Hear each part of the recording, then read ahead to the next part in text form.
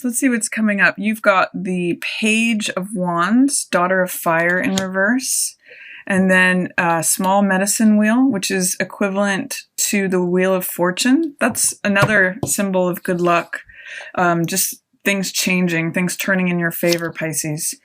Then we have Seven of Water in reverse, which is called excess in this deck. Usually means having lots of options. Father of Air, which is King of Swords. So there could be an air sign involved. Four of Air, contemplation. Son of Air, which is the Knight of Swords. Looks like things may happen quickly after a period of contemplation in the middle of the month. Then we have Four of Fire, which is completion.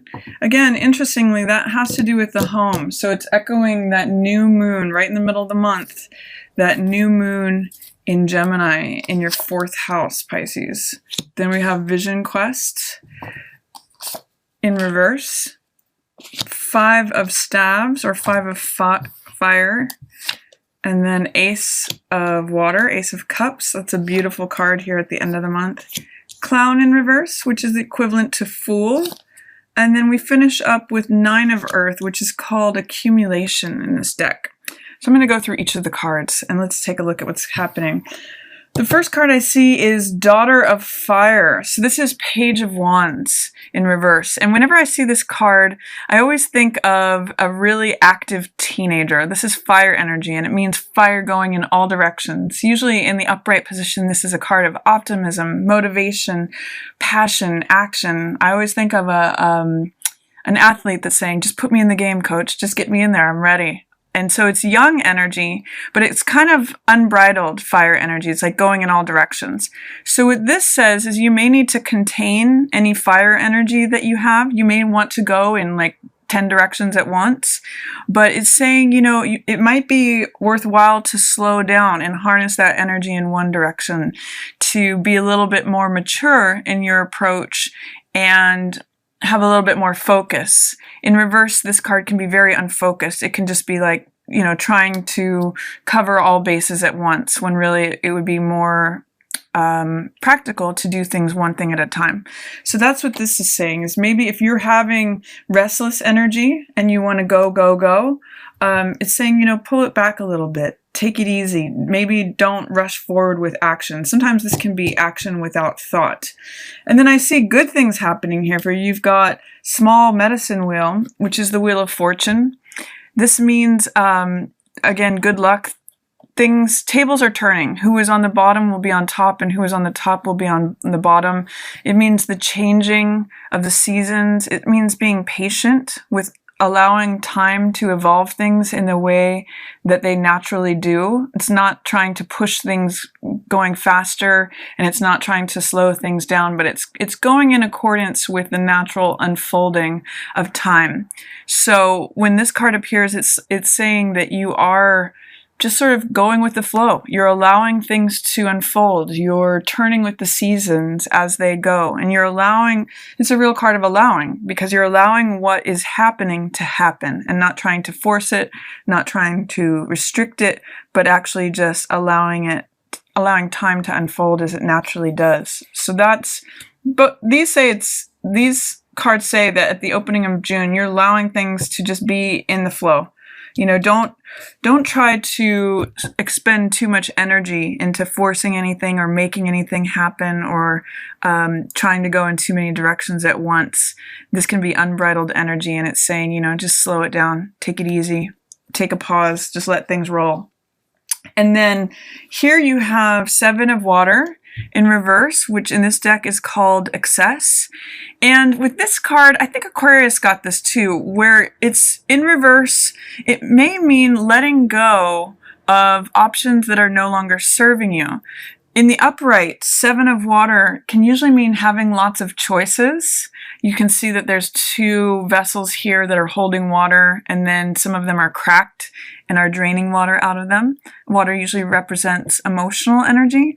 So with the reverse Seven of Water, excess, it means that you may be trimming things away, trimming things out, like taking things out that aren't serving you. Maybe you had a connection that was emotionally based, that is draining you instead of filling you. And this means you're culling away the vessels that are draining water out, essentially, the ones that aren't holding anything, and keeping the ones that are solid, are whole, are providing sustenance to you. So I'm kind of just seeing this as clearing clutter in terms of options and choices, and trimming the fat. Like, you know, if this is a card of excess, in the reverse, it's saying it's getting rid of the excess, getting rid of the vessels that aren't holding water. And then we have Father of Air. This is King of Swords. So this is someone who is usually an expert in their field. There's someone who is very logical, rational, analytical, speaks clearly and precisely, and they're usually in alignment with truth. In the reverse, it can mean that they are not speaking their truth. But I'm seeing with Father of Air, it could just be an air sign that's involved. That would be Gemini, Libra, or Aquarius. So this is saying, you know, just observe your involvements with someone who is very rational, logical,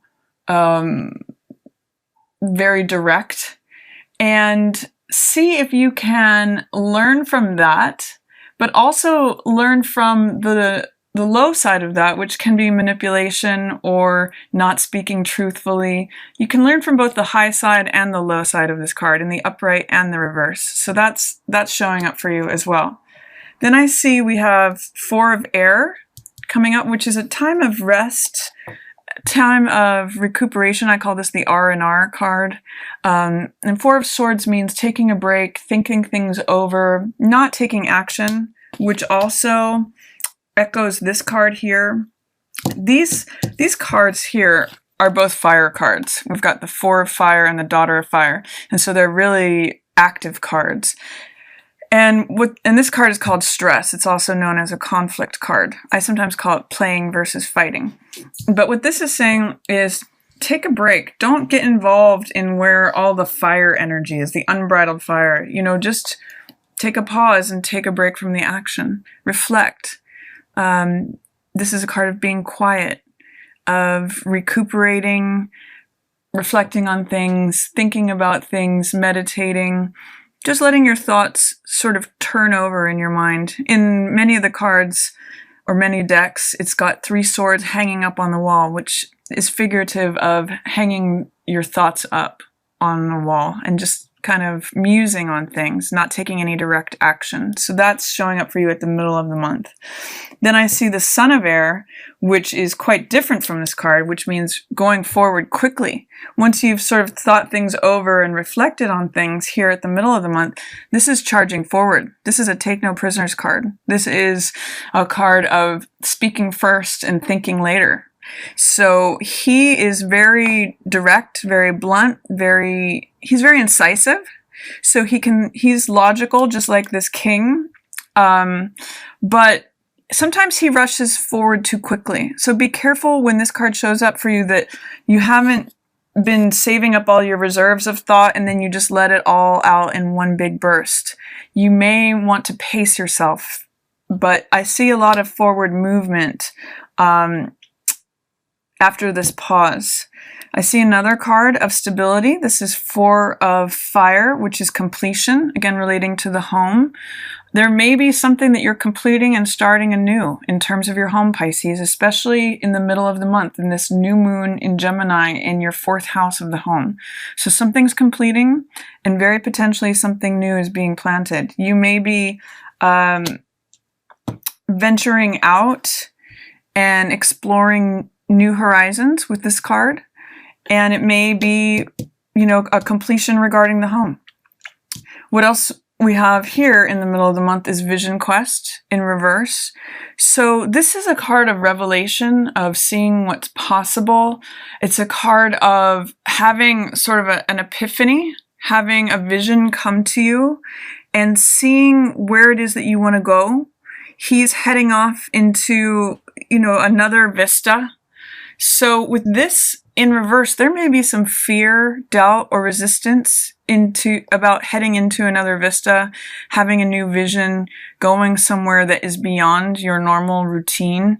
And I'm going to encourage you to look at whatever fear, doubt, or resistance is showing up for you. This is like a new chapter, and it's a new insight, largely because of this contemplation, I believe, and then being able to go forward because of a completion here. So I'm just going to ask you, Pisces, what is the fear, doubt, or resistance to embracing this new revelation, this new vision, this new idea, this new insight?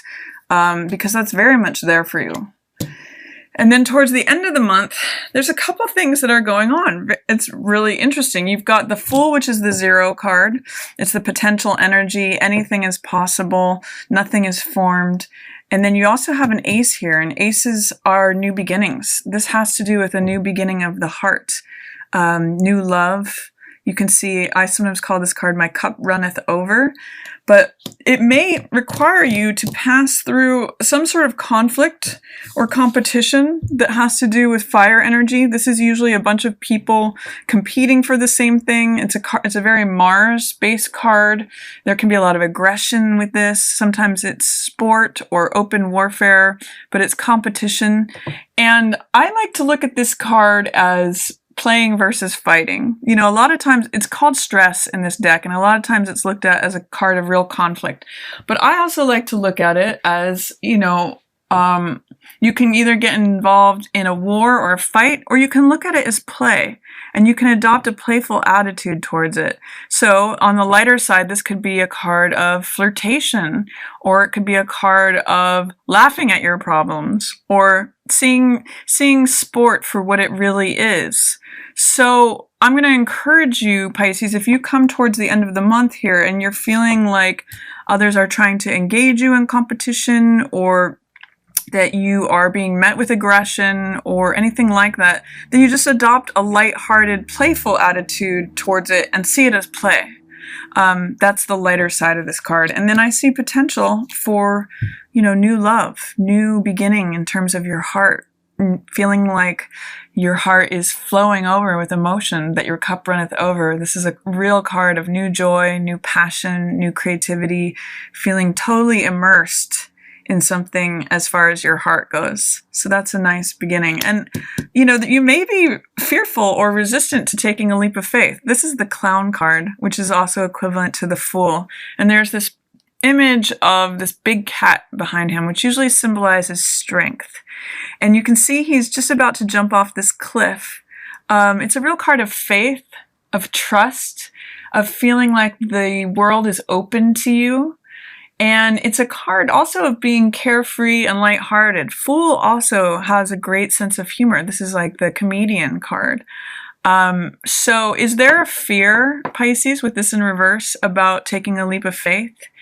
Having faith or having trust in the universe? Is there something that is keeping you from that? Because it is showing up for you.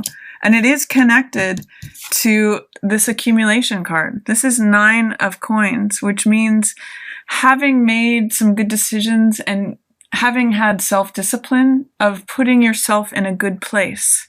So what I get the sense, Pisces, especially towards the end of the month with this full moon in Capricorn in your 11th house, is that by confronting whatever your fears are, with taking this leap of faith, with believing that all things are possible, with having the sense of humor and flexibility, that you actually, if you're able to remove that level of fear, doubt, or resistance, you actually put yourself in a very good place, very stable, very, it's full of riches and things that are ready to be harvested.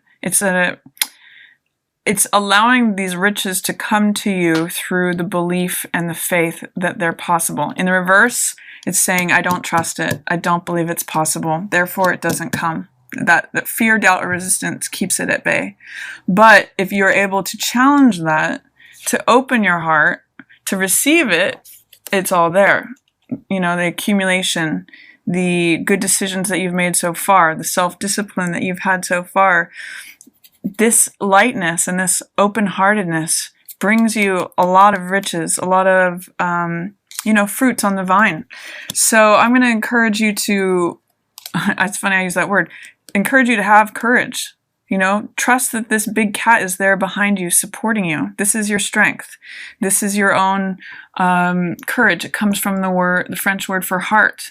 You know, trust your heart. Trust is a big word for that card of the clown or the fool. Have trust and faith, and then good things come to you.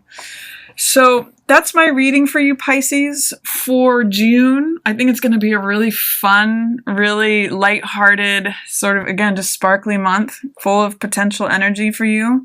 You may want to take some time to reflect and not have, you know, unbridled going forward motion. You might just want to think things over after you've sort of separated things and find out what serves you and what is dissipating energy, and then see if you can embrace this new vision. See if you can embrace this new trust, this new faith, and potentially this new love. And if there are conflicts that come to you, try to keep a lighthearted attitude towards them. Look at it as play instead of challenge and conflict. So that is my reading, and if you enjoyed it, feel free to give it a thumbs up or share it with another Pisces.